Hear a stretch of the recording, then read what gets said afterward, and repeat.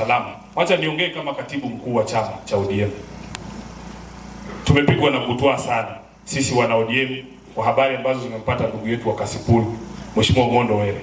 Nairobi and the entire country has become so unsafe ya kwamba mbunge anaweza kupigwa risasi kwa barabara tu. Ngong Road sio mahali ati kuna kichaka, hapana.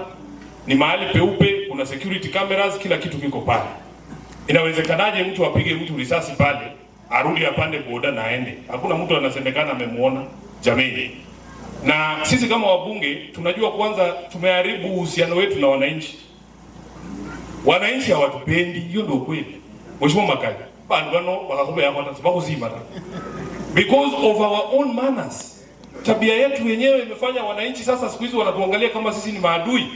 Ukiangalia baada ya kifo cha Mheshimiwa Omondo Were, ukisikiza comments zile watu wanasema, nimeona mwingine akisema huyo mtu hata asishuke hiyo boda, aendelee kuwaua watu. Kuna wabunge kadhaa bado lazima wanataka waanguke. Kwa sababu fadha tumeharibu uhusiano wetu na wananchi, si ndio?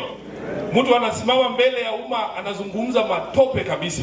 Tunaonekana ni kama sisi tunajali maisha yetu peke yake, hatujali maisha ya wananchi wa kawaida. Kule Transmara juzi tumewawa watu 6 kwa sababu ya mzozo wa ardhi. Mwenye kunyakua ardhi mnamjua. Si mnamjua? Mumma yeye mmoja. Sasa badala tu address issue ya kunyakua shamba, naona viongozi wa Rift Valley, kwa sababu wakati huu unajua wanasema ukizoea kulisha mamba watoto wa wengine, wakati watoto wa wengine wataisha, hiyo mamba itakula watoto wako. Sasa namuona Senator Cheruiyot ndiye ameamuka. Hata sasa wanasema wanasomea IG kama amekaa hapo Inspector General of Police, wanamsomea kwa sababu imefika kwao. Lakini sisi tunasema kama hakuna mtu ambaye ni salama mahali, sisi sote hatuko salama.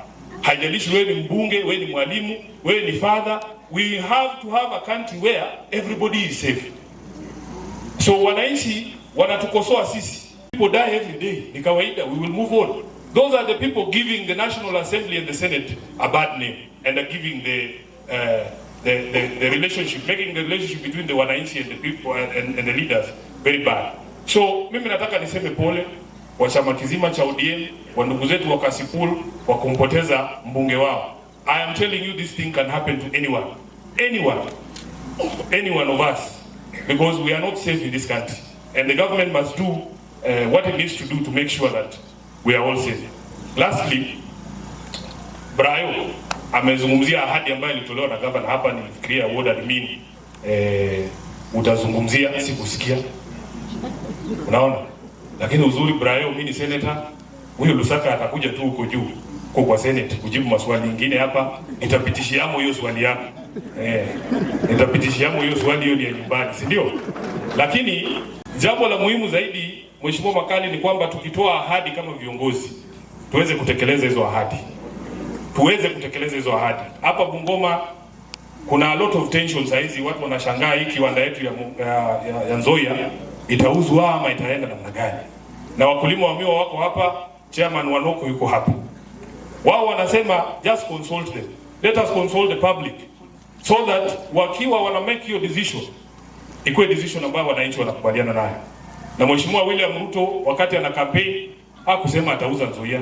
Aliahidi kwamba ataleta mashini mpya. Sasa nyinyi muniambie kama mmebadilisha. Kama mmebadilisha sasa hivi mnataka kuuza, muniambie.